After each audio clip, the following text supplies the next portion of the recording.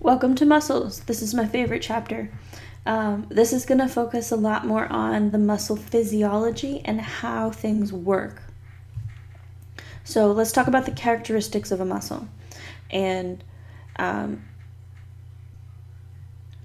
what these characteristics mean. So muscle cells are excitable. This means that they respond to electrical charges. One of the things that powers a muscle is a rapid change in positive versus negative electrical charges across the membrane. And this excitability is just a response to that. Conductivity. So conduct typically means to move something. So when it gets excited, this excited response is actually going to travel. So it's going to travel along the muscle cell.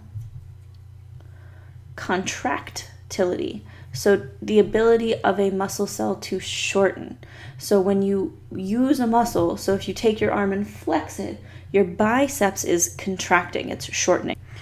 Extensibility. Your muscles can also stretch. You can't stretch a muscle without pulling on it. So muscles don't stretch themselves, but you can stretch your biceps by contracting your triceps. You also stretch muscles when you do actions that force them to stretch to accommodate your actions. So something like jumping off a high place, you're going to stretch the muscles in your leg because they're going to have a little give to them so that you don't tear a ligament when you jump off of something high. And then luckily, muscles are elastic. So the word elastic, think of something that you have in your home that's elastic. Maybe it's a hair tie or a rubber band, right? What happens when you stretch that item? It snaps back, right? Unless you stretch it too far, which anything you can stretch too far. But elasticity means that if I stretch something, it's going to recoil to the shape it originally was. So when I jump off a high place, the muscles in my legs that stretch, they go right back to being the right shape. So here's our tissue view of skeletal muscle, and this is voluntary. All skeletal muscle is something that you control consciously. So as you're taking notes right now, which I know you are consciously moving the muscles in your arm and shoulder into the shapes to form the letters that you want to write. Skeletal muscle is also striated. So that's these stripings here, these band patterns. And you're going to see that these striations are caused by the sarcomeres. So each little striping from here to here is a sarcomere. Muscles are surrounded by layers of connective tissue. So in this close-up view, we can see a single muscle fiber. So a muscle fiber is this long single cell of muscle. It's usually got many nucleus along the length of it. And it's wrapped in this connective tissue wrapping called the endomysium. So endo means inside. This is the innermost wrapping. So if I take a cross-section of a muscle, here's my muscle fiber. When I put many muscle fibers together into a group, I can call this a fascicle. And a fascicle is wrapped in a connective tissue wrapping called perimysium. When I put many muscle fascicles together, this can make up the entire muscle.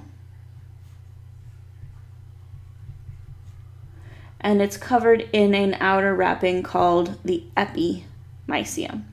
So inner, middle, epi is above. This is the outermost wrapping. Often this is continuous with fascia. So fascia is going to be the connective tissue covering surrounding this, which is going to separate one muscle from the next muscle.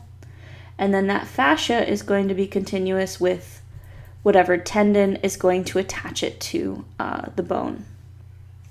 So here's a picture of the muscle fiber. And so you can see this is kind of going around here. This is an entire muscle fiber. So this is all one muscle cell.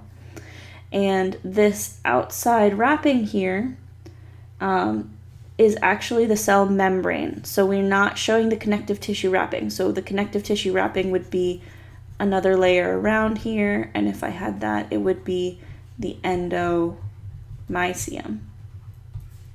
So this outer layer here is called the sarcolemma.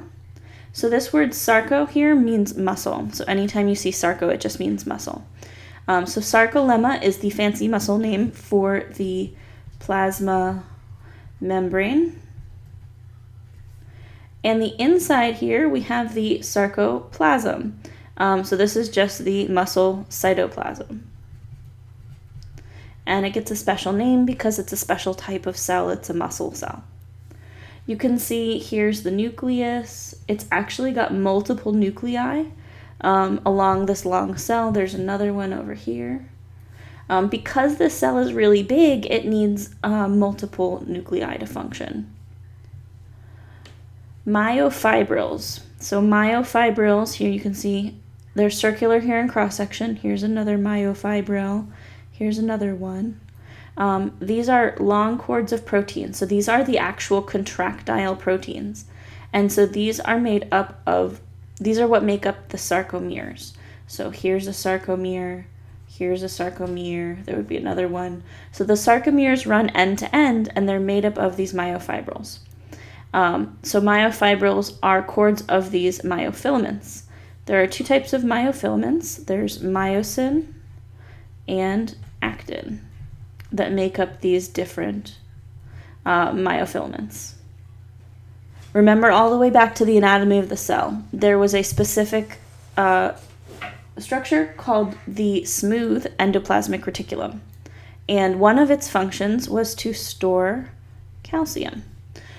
In the muscle, we have another special name for it. It's called the sarcoplasmic reticulum.